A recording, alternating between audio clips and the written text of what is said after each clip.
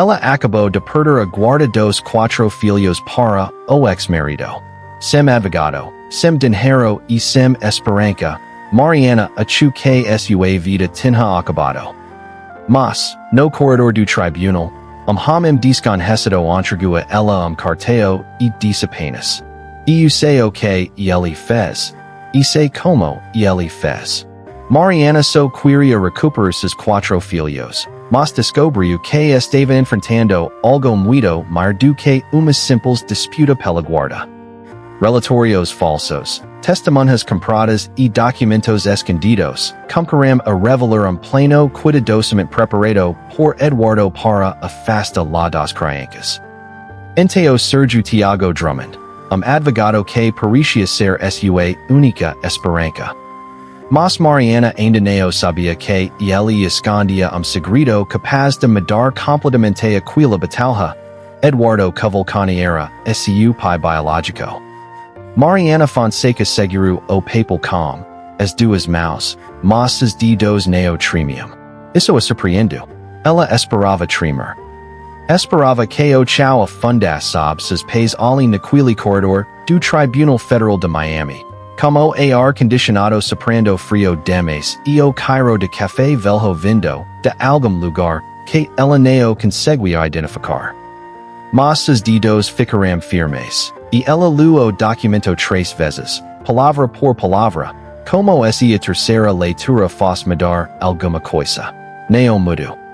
A ordem de custódia temporária concedia a Eduardo Cavalcanti a guarda exclusiva de Lorenzo, de 9 anos, de Isabella, de 7, de Mateus, de 5, e de Clara, de 3 anos e 2 meses. Quatro nomes escritos em inglês, como grafia ligeiramente errada no nome de Mateus, trocado por 2, e essa pequena impreciso foi a única coisa que conseguiu furar o entorpecimento de Mariana, porque alguém havia escrito o nome do filho dela errado, e ninguém tinha se importado o suficiente para corrigir antes de assinar.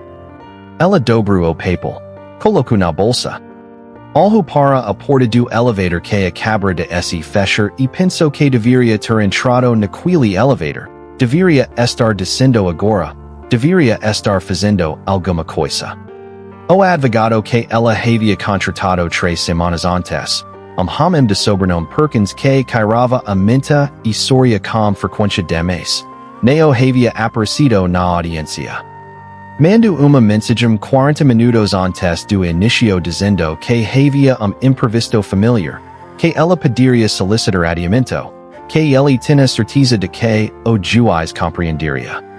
Mariana não havia solicitado adiamento. Havia entrado na sala sozinha, como português ainda mais carregado quando o nervoso subia, e o juiz havia olhado para ela com uma paciência que parecia estudada, e Eduardo havia cenado do outro lado com 2 advogados de terno escuro e uma expresso de homem que já sabe o resultado antes de a sala ser chamada à ordem. Foi então que o homem se aproximou. Ela não o havia notado antes. Alto, camisa branca sem gravata, pasta de couro gasta na lateral esquerda, cabelo cortado de qualquer jeito como ali não se lembras quando tinha ido ao barbeiro pela última vez. Ele peru ao lado dela no corredor, não na frente, ao lado, como se estivesse esperando o mesmo elevador. Você é Mariana Fonseca, disse ele. Não foi uma pergunta. Ela olhou para ele. Quem é o senhor? Ele tirou cartão do bolso de camisa e colocou na mão dela sem cerimonial, junto com pedaço de papel dobrado. Leia isso quando estiver sozinha. Depois me liga. Fez uma pausa curtíssima. Eu sei o que ele fez. E eu sei como ele fez. Antes que ela pudesse responder, ele caminhou direito à escada, não ao elevador, e desapareceu pela porta do céu. Mariana ficou olhando para o cartão. Thiago Drummond, advogado, número de celular com código do estado de Nova York. O papel dobrado continha uma única frase escrita à mão. Os 4 filhos dela estavam sendo transferidos para uma escola em Connecticut naquela mesma tarde. Ela ligo 30 segundos depois. Drummond, ele atendo no segundo toque. Como o senhor sabe sobre Connecticut? A voz dela saiu mais firme do que ela esperava. Do outro lado, uma pausa. Neo longa, mas ela notou. Uma pausa de alguém que está escolhendo a próxima palavra com cuidado. Porque eu can rico Eduardo Cavalcanti ha mais tempo, do que deveria, diz ele por fim. E ele sempre move, as pecas antes de o juiz bater o martelo. Mariana encosta na parede do corredor, fria contra as costas mesmo atrás do tecido de blusa. O senhor foi contratado por quem? Ainda por nenhum. Por isso estou ligando para você agora, e neo daqui a uma semana. Ela fechou os olhos, por segundo. Quatro nomes. Lorenzo, Isabella, Mateus como o duplo que neo era o nome certo. Clara. Quanto o senhor cobra? A gente discuta isso pessoalmente. Mas eu preciso que você me diga uma coisa antes. Outra pausa. Desta vez ela teve impresso de que ele estava de pé, que tinha esse levantado de onde quer que estivesse, porque o som de fundo mudou levemente. Você tem alguma documentação guardada fora dos Estados Unidos? Qualquer coisa sobre o casamento, sobre as finanças dele, sobre acordos que vocês fizeram verbalmente ou por escrito? Mariana abriu os olhos. Pensou nos 4 anos que havia passado fotografando documentos as 3 da manhã enquanto Eduardo dormia, enviando para o e-mail de Irma em Belo Horizonte, sem nunca ter certeza se estava sendo paranoia ou previdência. Sim, disse ela. A respiração dele mudou. Levemente. Quase imperceptível. Bom. Então a gente tem de onde começar. Eles marcaram para o dia seguinte em uma cafeteria na Brickell, longe dos escritórios de advocacia que Eduardo certamente conhecia. Antes de desligar, Thiago disse uma última coisa. Neo fale com Perkins. Neo atenda esse, ele ligar. Por quê? Porque ele foi pago para Neo aparecer hoje. A liga que o caiu. Mariana ficou parada no corredor vazio por mais alguns segundos, como papel de ordem de custodia dentro da bolsa e o cartão de Thiago Drummond na mão. E pela primeira vez em 8 meses sentiu algo que Neo era desesperado. Neo era esperança ainda.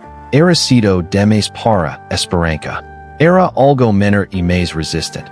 A sensação de que havia uma fissura no muro e que valia a pena impor. Ela saiu pela porta lateral.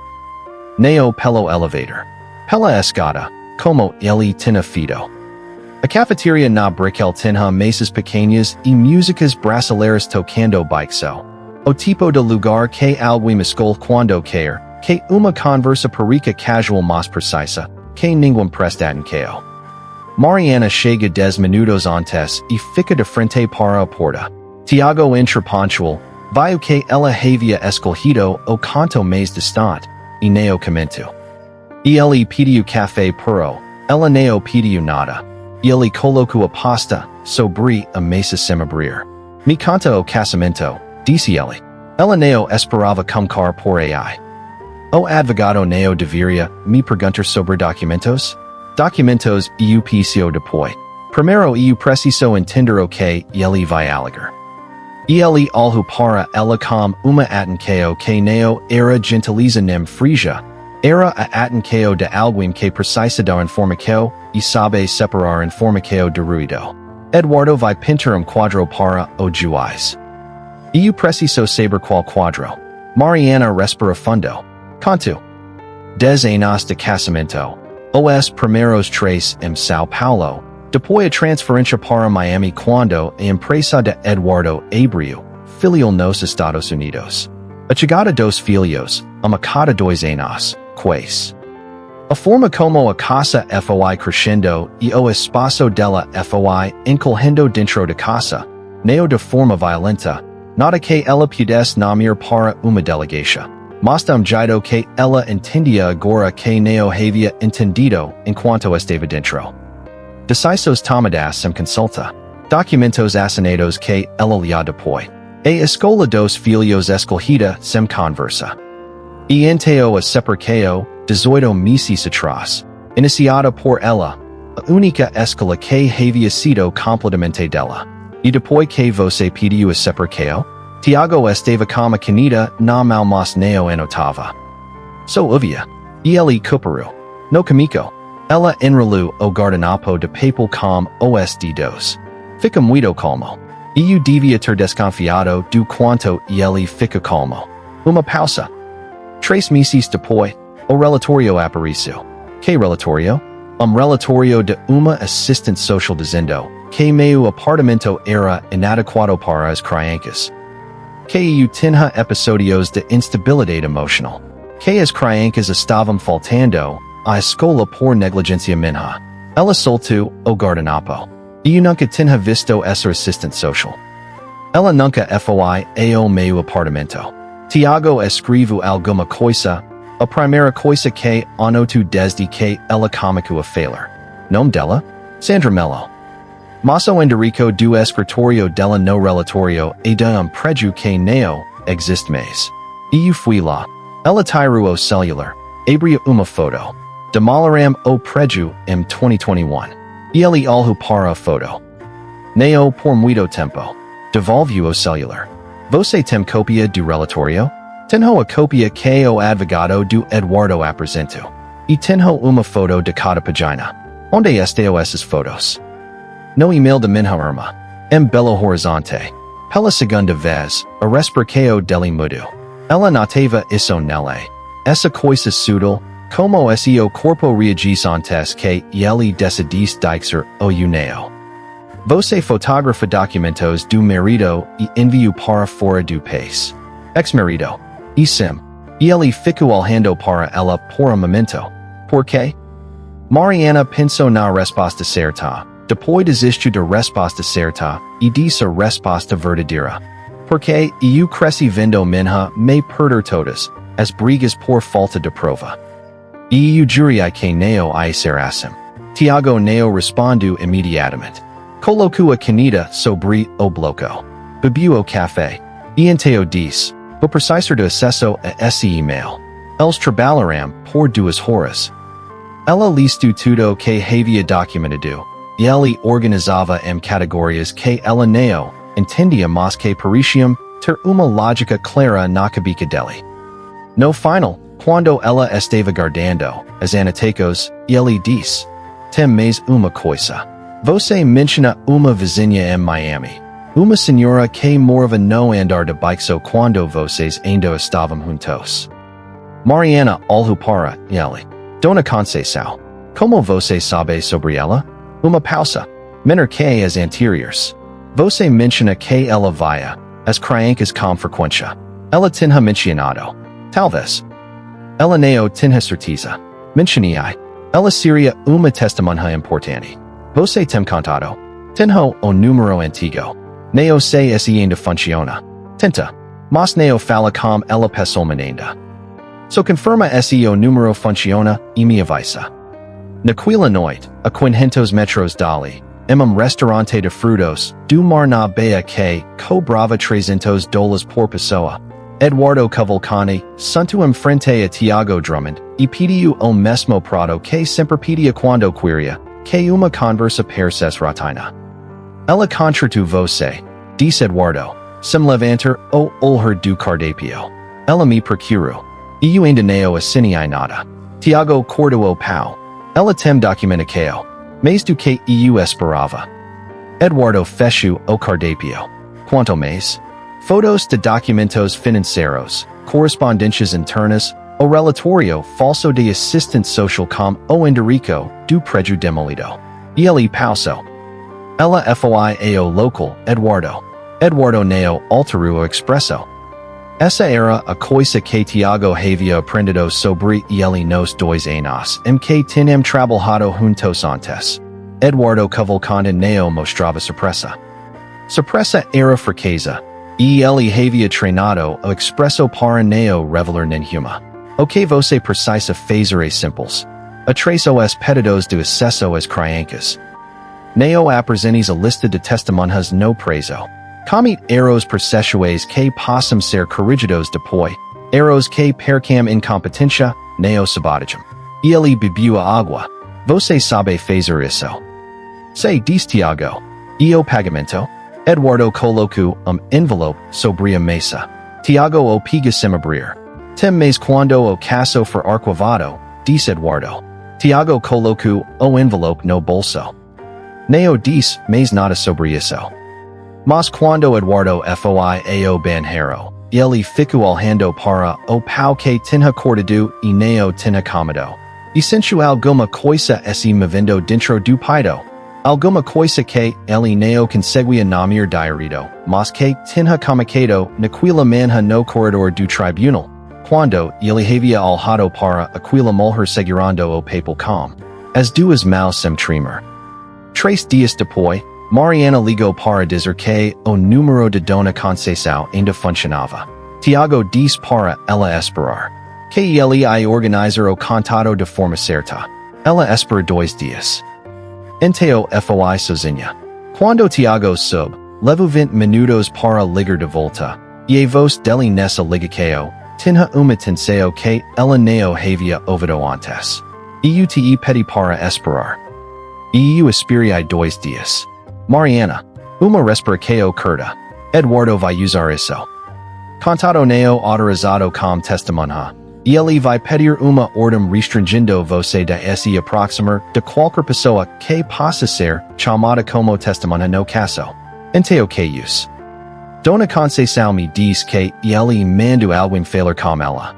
Que alguém oferece dinheiro para ela se mudar para a Florida Central e parar de atender telefonemas. Silencio do outro lado. Thiago. Ele está comprando as testemunhas. Eu sei, disse ele. E essa foi a primeira vez que ela sentiu que ele estava dizendo alguma coisa que era completamente verdade.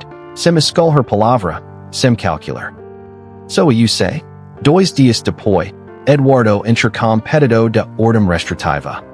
Dona Conceição Santos tinha 72 anos. Cabelos brancos presos como grampo de madreperla, e a voz de alguém que passou décadas ensinando crianças porque ela tinha 30 anos como professora primária em Recife antes de vir morar como filha em Miami. Ela abriu a porta do apartamento no Edgewater com a carinha de pressa e olhou para Mariana atrás de fresta antes de solta. Você não devia estar aqui, disse ela. Mas abriu a porta. A sala cairava a café e a remédio, aquela mistura específica de apartamentos de pessoas mais velhas vivendo sozinhas. Tinha fotos nas paredes, netas, filha, gado que Mariana não viu mas cuja existência era sugerida por pelos na almofada do sofá. Dona Conceição serviu café sem perguntar e sentou em frente a Mariana com as mãos no colo. Me conta o que ofereceram para você, disse Mariana. A senhora olhou para a janela. $20,000. Dinheiro, depositado em uma conta que advogado ia abrir para mim. Uma pausa. Eu aluguel pago por 2 anos em condomínio em Orlando. E você disse não. Eu disse que pensa. Ela voltou a olhar para Mariana. Não sou idiota, filha. Eu sei o que significa quando alguém oferece esse dinheiro para uma velha se mudar longe. Significa que o que eu sei vale mais do que 20,000. Vale, disse Mariana. Dona Conceição, o relatório que eles apresentaram na corte diz que meu apartamento era sujo, desorganizado, que eu gritava com as crianças, que a Clara uma vez ficou sem comer porque eu tinha saído e deixado as crianças sozinhas. A senhora bufou. Clara ficou sem comer uma vez porque a menina estava de manhã e não queria a sopa que você tinha feito. Eu ouvi a conversa inteira porque a parede fina. Ela cruzou os brecos. E o apartamento eu entrei mais de 100 vezes. Era mais limpo que o meu. Você vai colocar isso em depoimento? Uma pausa longa. A senhora olhou para as fotos na parede. Para os netos. Para a filha que morava em Fort Lauderdale e que, Mariana lembrava vagamente, tinha emprego que dependia de visto de trabalho. O homem que veio falar comigo, Dis dona conceição devagar. Dis que esse eu testament has. Ele sabia como tornar a vida de certas pessoas muito mais difícil. Ela não precisa explicar quemiram a certas pessoas. Mariana sentiu o peso de quilo pauser sobre ela. O jeito de Eduardo opera. Neo amicar diretamente, nunca diretamente, sempre pela lateral, pelo que a pessoa mais amava, pelo que mais temia perder. Ela conhecia esse jeito de dentro para fora. Eu entendo, diz ela. Eu não vou pedir para você esse arriscar. Eu não diz que não é. A senhora esse levanto, foi ada comoda perto de janela, abriu a gaveta de baixo. Tirou envelope pardo. 2 anos atrás, quando eu sei que o casamento de vocês estava indo mal, eu comecei a anotar. Ela colocou o envelope na mesa. Datas. Horários. O que eu vai via. Professora velha tem mania de registrar as coisas. Uma pausa. Está tudo aqui. Incluindo o dia em que eu sei homem fotografando a janela do apartamento de vocês de carro estacionado na rua. Mariana olhou para o envelope. Neo o pigo ainda. Por que você está me dando isso? Dona Conceição fica de pé, como mal espalmada sobre o envelope. Por que eu sei você criar aqueles quatro filhos, muitas vezes praticamente sozinha? Por que eu sei Lorenzo segurar a mal declara quando ela tinha medo do trabalho? Ela empurra o envelope na direita de Mariana. E por que quando aquele advogado me oferece 20 mil? A primeira coisa que eu pensei foi nos olhos daquela menina quando a me vai buscar lá na escola. Mariana pegou o envelope. Na semana seguinte, no entanto, Dona Conceição ligou. A voz diferente, mas baixa, como esse alguém pudesse vir do lado de fora. Eu não posso assinar nada, disse ela. Me desculpa, Mariana. Eu não posso. O que aconteceu? Minha filha recebeu uma notificação sobre o visto dela. Pode ser coincidência. Uma respiração. Mas não é coincidência, você sabe disso. Mariana fechou os olhos. Eu sei. O caderno é seu. O que você fazer com ele? Eu não posso controlar. A senhora desligou. Mariana fica sentada no carro por 10 minutos. Depois pegou o envelope do banco de passageiro e colocou dentro da bolsa, junto com o papel de ordem de custódia e o cartão de Thiago Drummond, que ela ainda não tinha jogado fora. Quando contou a Thiago sobre o caderno, sentados na mesma cafeteria de Brickell, ele não reagiu como ela esperava. Ficou quieto por momento longo, olhando para a mesa. Depois perguntou: como você descobriu o endereço de Dona Conceição? Ela franziu o senho. Eu tinha o número. Pedi o endereço quando fui ligar. Você deu esse endereço para alguém? Não.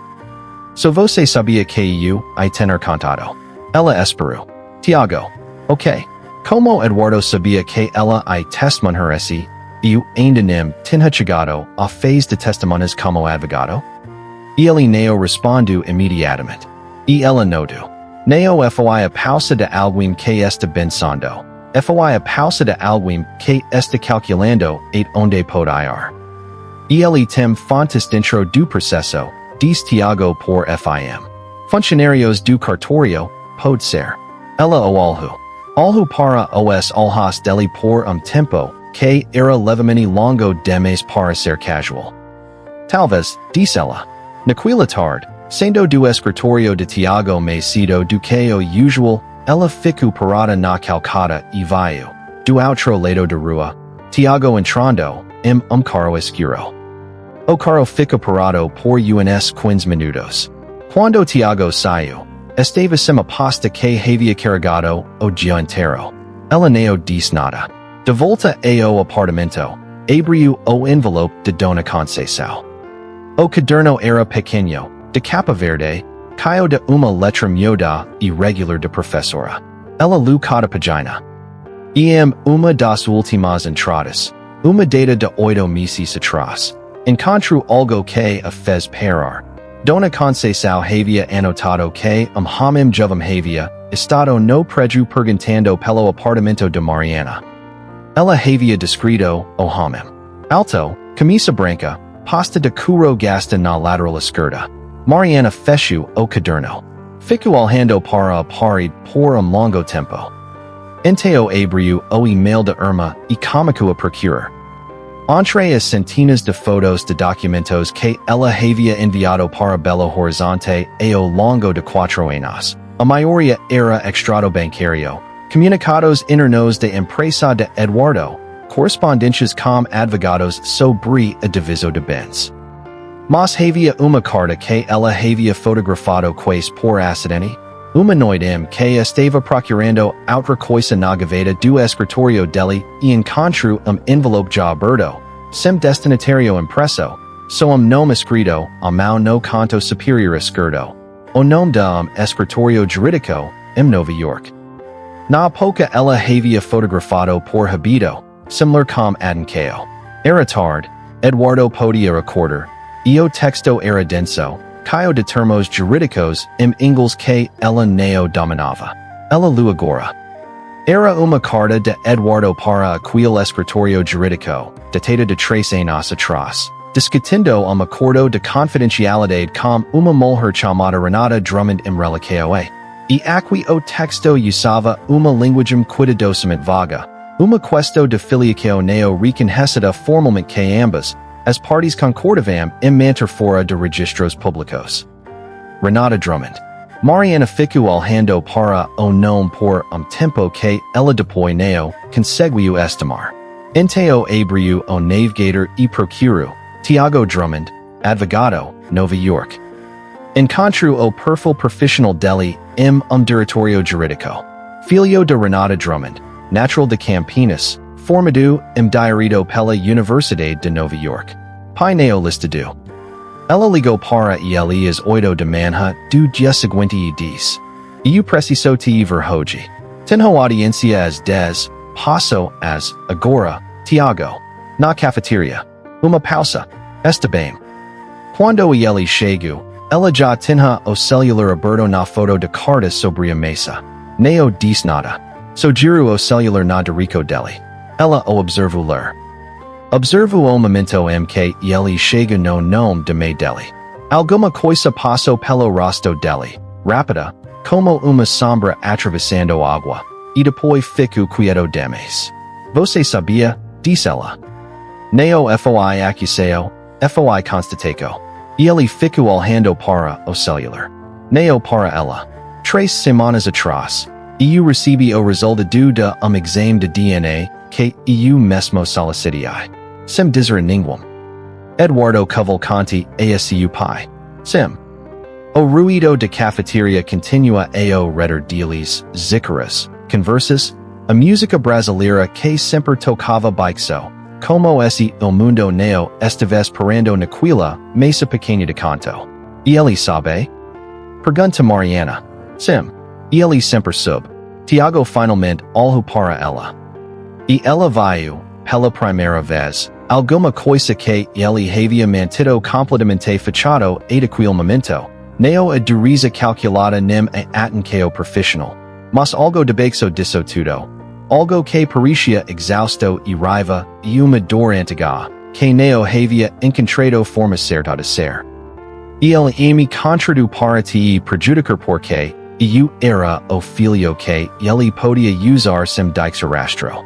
Eu não denuncia lo porque denuncia lo era me destruir junto. Mariana respira devagar. Você foi ao meu preju antes de me aborder no tribunal. Sim. Por quê? Eu queria ver se você era o que ele dizia que era. Uma pausa. Não era. E o que você fez depois disso? Nos 3 meses que estava me representando, ele não desviou o olhar.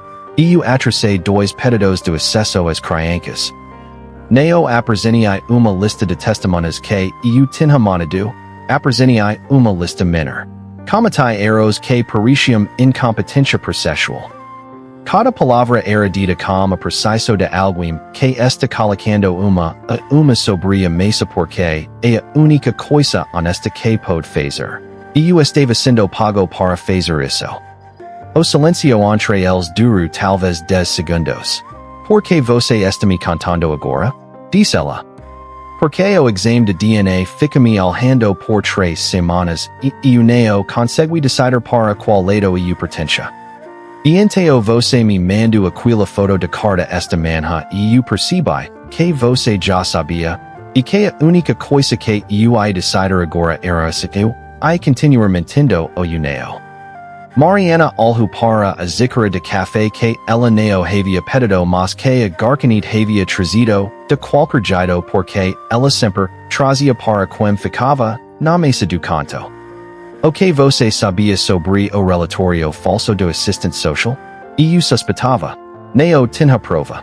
E sobre a ordem restritiva que ele entra quando fuiver dona conceição? Eu sei que ele usa uma informação que eu passei sem querer numa conversa sobre a estratégia do caso. Uma pausa. Eu não sabia que ele ia usar para a ordem restritiva. Mas devia saber. Ela não disse nada imediatamente. Ficou olhando para a mesa, para o celular com a foto de carta ainda aberta, para as mãos dela que ainda não tremiam. Que nunca tremiam quando deveriam e, às vezes tremiam quando ela estava sozinha, as 3 da manhã pensando nos filhos. Eduardo entra com pedido de audiência fechada para amanhã, disse ela por FIM. Se o juiz decidir, toda a documentação que eu tenho pode ser bloqueada por processo. Eu sei, eu recebi a notificação. Se isso acontecer, eu perco. Se ela levanta os olhos para ele. O que você vai fazer? Thiago ficou quieto por longo tempo. Quando falou, a voz estava mais baixa, não de segredo, de peso. Se eu testemunhar sobre o que sei, eu perco a licença para exercer advocacia. Conflito de interesses, participação em conduta antiética, eu mesmo seria investigado. Uma pausa.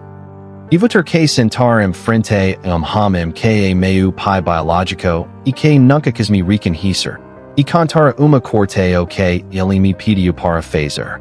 Isso não foi o que eu perguntei, disse Mariana. E ele olhou para ela. E ela olhou de volta, sem desfiar. Eu sei, disse ele. Foi uma resposta torta para me dar mais uns segundos de finger que ainda estava decidindo. E ele fechou o bloco que estava sobre a mesa. Guardou a caneta no bolso. Você tem o caderno de Dona Conceição. Você tem as fotos dos documentos. Você tem essa carta. Levanto esse. E você vai ter o meu depoimento. Esta tarde, se você quiser protocolar uma resposta à audiência fechada. Thiago. Ela fica de pé também. Você vai perder sua carreira por isso. Eu sei. E ele colocou dinheiro suficiente para os 2 cafés sobre a mesa. Aquele gesto automático de alguém que não está pensando em café. Mas eu já tive carreira. Meus irmãos e eu ainda nunca 6. Uma pausa tal curta que ela quase não existiu. Lorenzo, Isabella, Mateus e Clara. São meus irmãos, Mariana. A metade deles que o homem reconheceu. E ele saiu pela porta de frente desta vez, não pela lateral. Naquela tarde, o advogado de Eduardo entrou com a solicitação de audiência fechada às 2 horas e 14 minutos. Às 3h50, Thiago protocola documento de 47 páginas detalhando sua participação no caso, a origem do contrato com Eduardo Cavalcanti. E os erros processuais intencionais. No final do documento havia uma nota. O advogado signatário estava ciente de que o protocolo implicava abertura de processo disciplinar contra esse mesmo junto a ordem dos advogados de Nova York. O juiz marcou audiência para as 9 da manhã do dia seguinte. Neo fechada. Eduardo recebeu a notificação às 4h16. E às 11 da noite, Thiago Drummond estava de pé diante da porta do quarto 1408 do Hotel Grand Hyatt em Miami Beach, com a pasta de couro gasta na lateral esquerda na mão, prestes a bater. Eduardo Cavalcanti devia ter visto pelo olho mágico, ou talvez soubesse que alguém viria esta noite, porque estava vestido, terno sem gravata, como se não houvesse tenido dormir. Tinha copo de whisk na mau que ainda estava caio. O que significava que também não havia conseguido beber. Os dois ficaram se alhando no umbral por momento. Você veio explicar, diz Eduardo. Não foi pergunta. Vim conversar, diz Thiago. Dixe eu entrar. Eduardo recuou. O quarto era grande. Uma suite de esquina com vista para a baía. As luzes da cidade refletindo na água lá embaixo como se Miami não sabes, que havia coisas sérias sendo decididas aqui em cima. Thiago entrou, colocou a pasta sobre a mesa de trabalho, não se sentou. Eduardo ficou perto de janela. Você vai destruir sua carreira por uma mulher que você conheceu há 3 meses, disse Eduardo. A voz era casual, quase desinteressada. Aquele tom de homem que trata tudo como negociaco. Não é por ela, diz Thiago. O não é só por ela. Eduardo olhou para ele. Enteo é pela questo sentimental do DNA. Som que não chego a ser usada. Eu te decepcionei, eu entendo. Mas isso não muda a realidade prática, Thiago. Você era advogado promissor. Você vai terminar com sua reputação destruída por uma causa que você vai perder de qualquer jeito. Por que você acha que vai perder? Porque eu tenho os melhores advogados desta cidade. Porque o juiz tem 20 anos de relação com o escritório que me representa. Porque Mariana Fonseca é uma mulher estrangeira sem rede de apoio local e sem recursos para uma batalha longa. Eduardo tomou gol do whisky. E porque o documento que você protocola hoje é suficiente para abrir uma investigação contra você. Mas não é suficiente para derrubar uma custódia temporária estabelecida por juiz federal. Thiago colocou a mão sobre a pasta. Eduardo, eu gravei nossa conversa no restaurante de frutos do mar. O copo de whisky peru no meio do gesto de ser repousado sobre o aparador. Não toda a conversa, continua Thiago. A parte que importa. A parte que você descreve como quer que eu cometa erros processuais. A parte que você explica que os erros devem parecer incompetência, não sabotage. Essas foram as suas palavras. Eduardo colocou o copo devagar. Muito devagar. A mão estava firme. Mas o quarto fica mais quieto, de uma forma que não tinha a ver com volume. Você não gravou, disse Eduardo. Não fiz sozinho. Thiago abriu a pasta. Tirou pendrive e colocou sobre a mesa sem aproximar de Eduardo. Mariana fica do lado de fora do restaurante com o celular dela conectado ao meio pelo Bluetooth.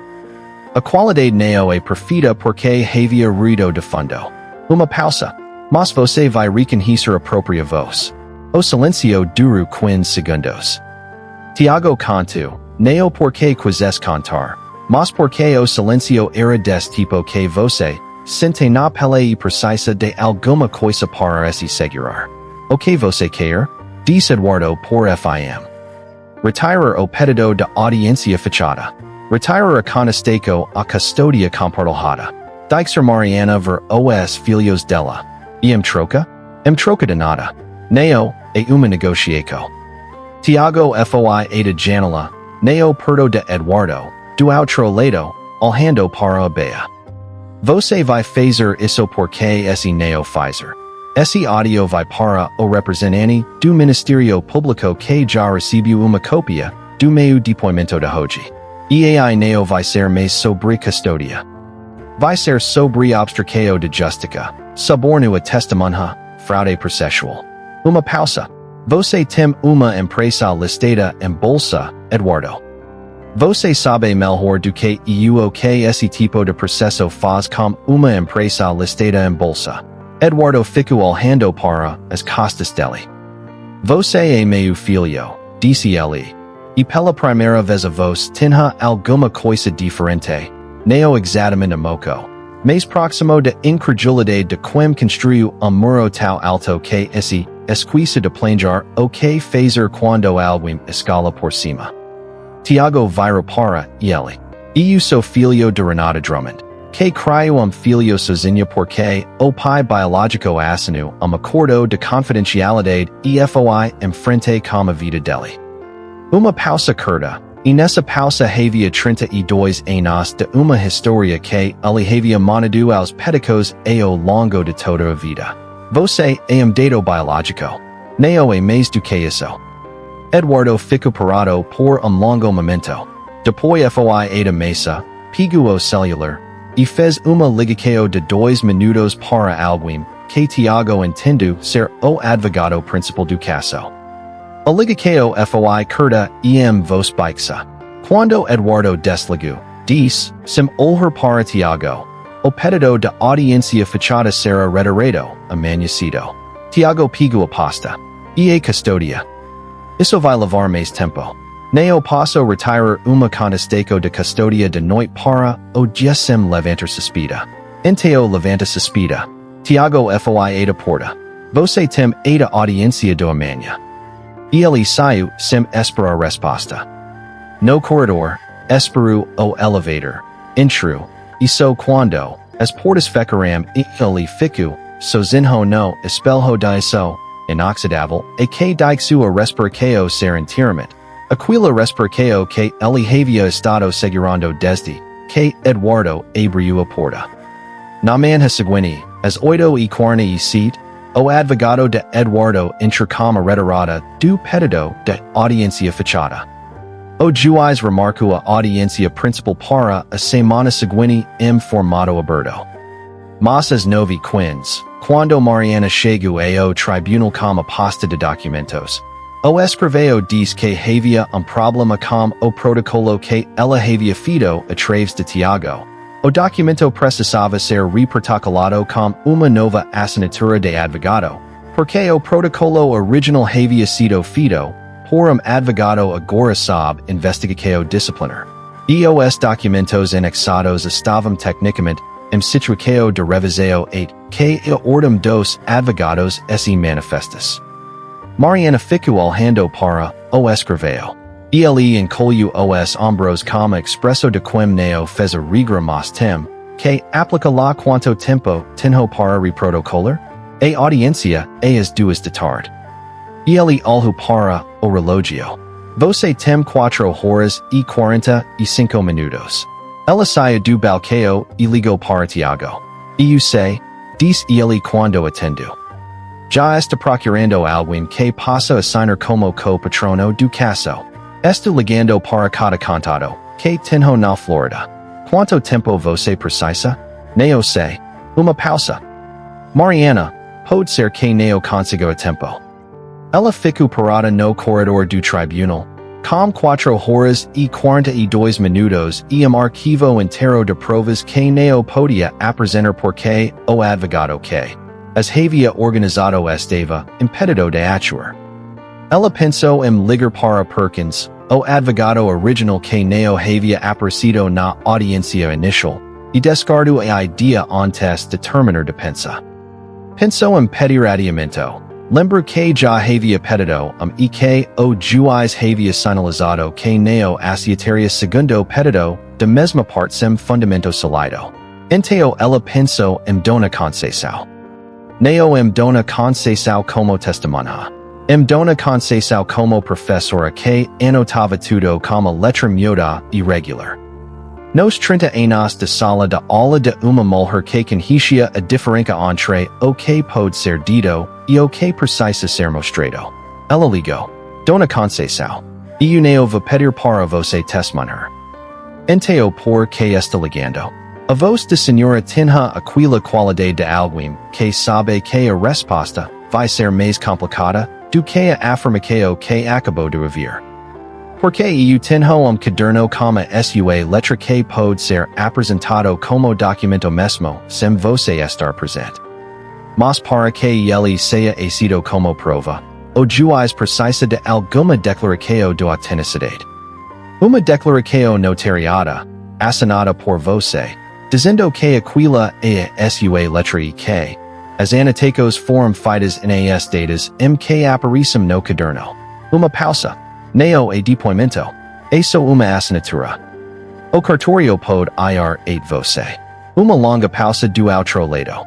Tão longa que Mariana começou a preparar o que dizer quando a resposta fosse não.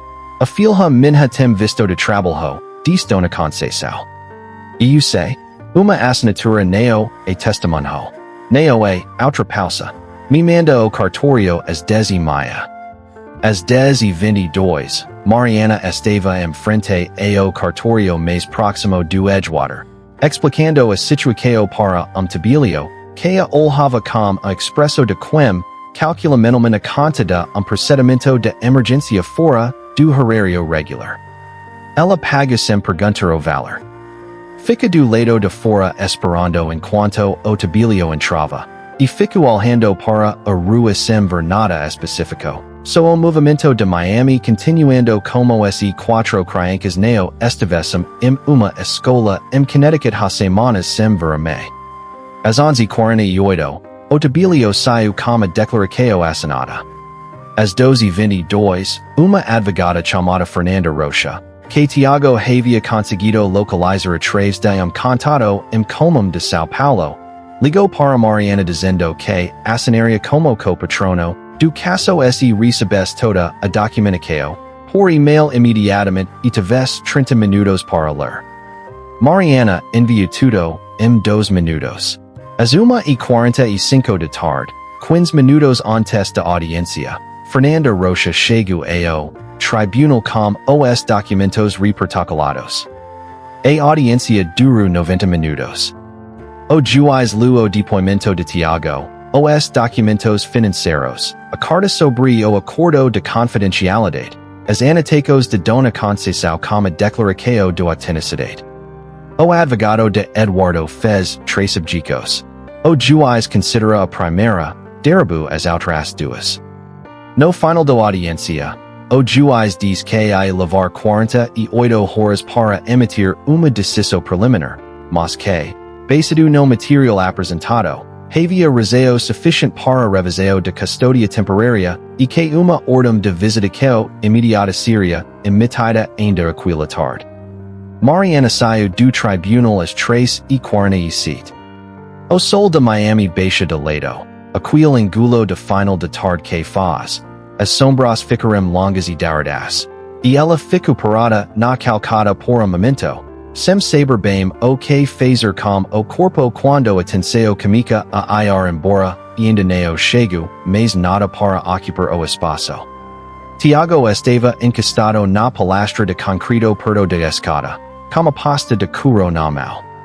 E ele não havia entrado na audiência, porque tecnicamente não podia mais atuar, e ela havia entrado sozinha com Fernanda, que era competente e objetiva e havia apresentado tudo com precisão. Mas ele havia ficado do lado de fora o tempo todo. Ela foi e ele. Eles ficaram se olhando por momento, ali na calcada com o Miami movimentado ao redor, e nenhum dos dois disse nada imediatamente, porque havia muita coisa para dizer, e nenhuma delas parecia certa como primeira frase. A Fernanda foi bem, disse ele. Muito bem. Uma pausa.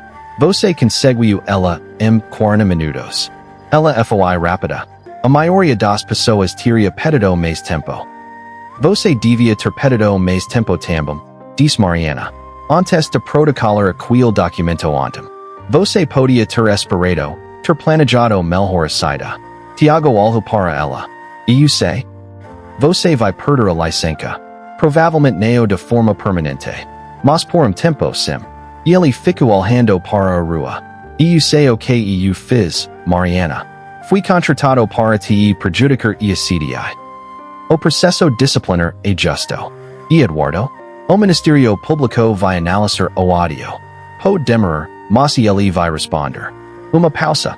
Não vai ser rápido nem limpo. Raramente ela assentiu.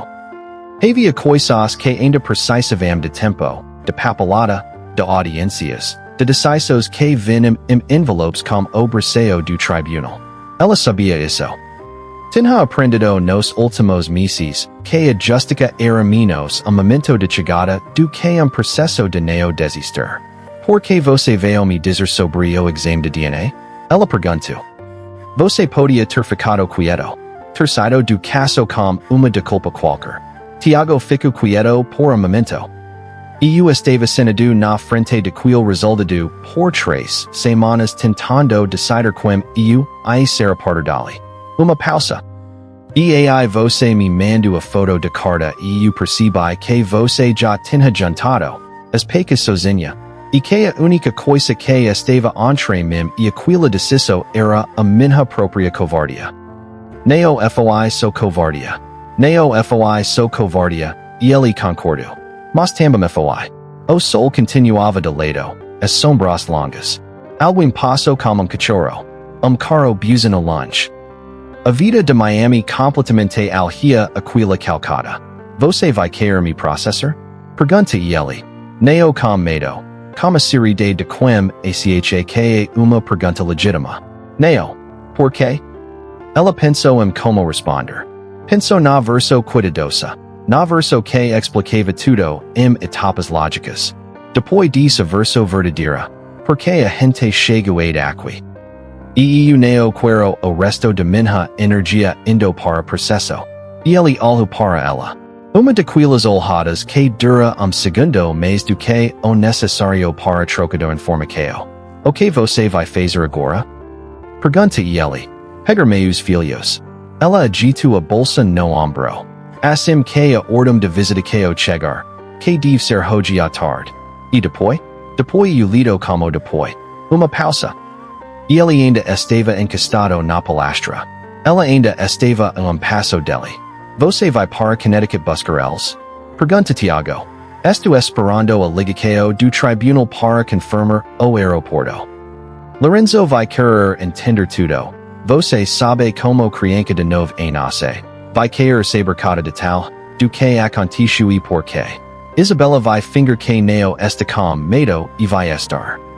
Mateus vai ficar quieto e depois de 2 dias vai soltar tudo de uma vez.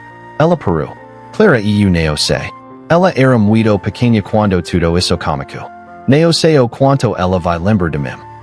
A voz não tremeu, mas havia alguma coisa naquelas últimas palavras que era diferente das outras.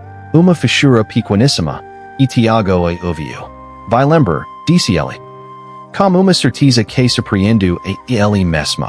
Criança de 3 anos lembra a voz de mãe. Lembra o Cairo. Lembra como se sente segura. Ela olhou para ele. Como você sabe isso? Uma pausa. Porque eu tinha 3 anos quando minha mãe tira de São Paulo.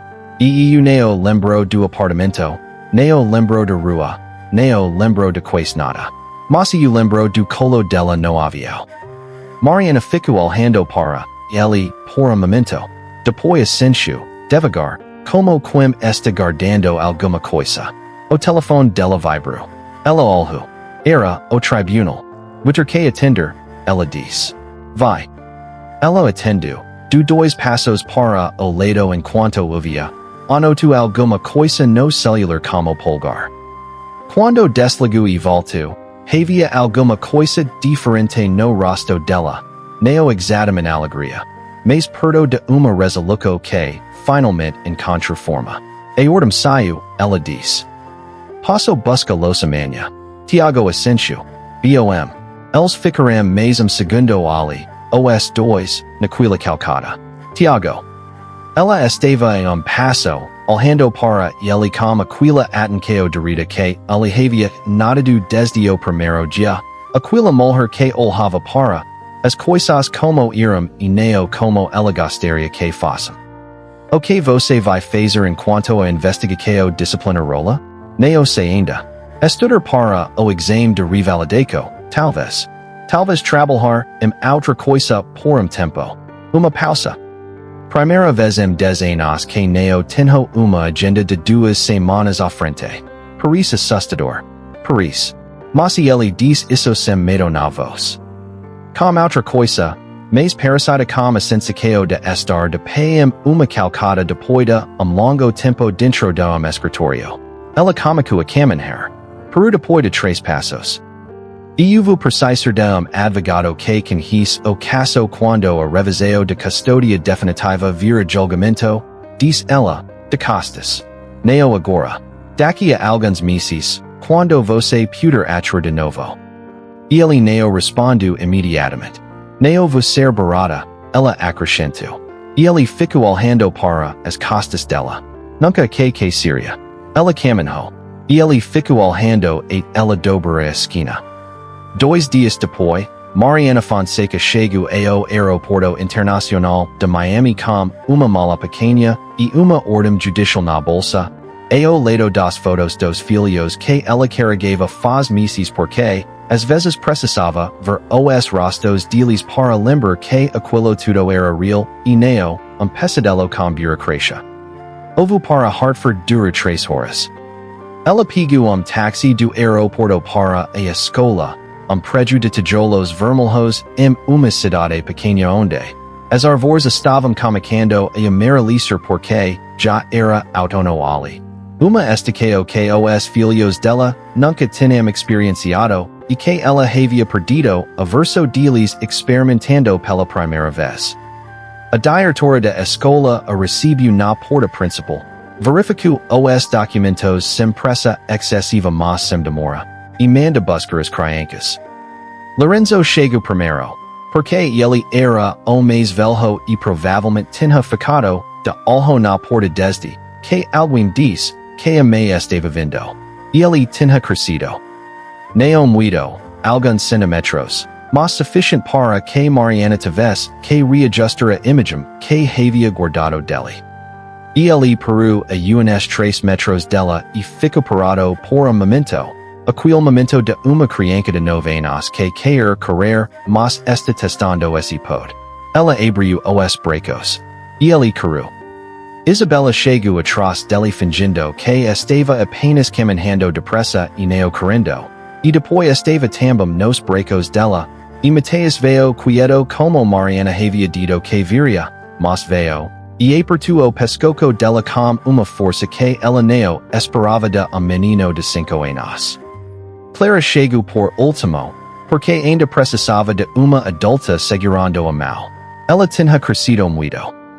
3 anos vira 4, e depois 4 vira 5, e o cabelo agora chegava nos ombros onde antes era curtinho. Ela ficou olhando para Mariana de longe, com aquela expressão de criança que está processando algo que o vocabulário dela ainda não cabra. Mariana fica de cócoras. No chão de pedra fria do corredor da escola, e ficou esperando. Clara soltou a mão do adulta. Do 2 passos.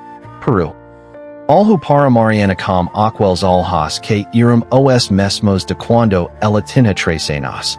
Não haviam mudado. Essa parte não mudava. Mami, disse ela. A primeira palavra. Com a certeza de quem sabia desde o início mas estava so confirmando. Mariana disse sim. Não com palavra, como o corpo inteiro. E Clara veio. Na calcada de volta ao táxi, com os 4 filhos ao redor. Mariana respirou o ar frio de Connecticut e pensou em Miami. No tribunal. No corredor onde tudo havia começado. Nas noites fotografando documentos as 3 da manhã. No caderno verde de Dona Conceição. Thiago encostado na palestra com a pasta de couro gasta na lateral esquerda. Ela pensou em tudo isso e não ficou feliz de uma forma simples. Fico feliz de uma forma que só existe do outro lado de uma coisa muito longa e muito difícil. Aquela felicidade que carrega o peso de tudo, que constitui mesmo assim a felicidade. Lorenzo puxou a mão dela. A gente vai para casa agora, me? Ela olhou para ele. Para os 4. Vamos para casa. O táxi esperava como motor ligando. As árvores amarelavam. O inverno vinha devagar. Como vem sempre, sem pedir licença.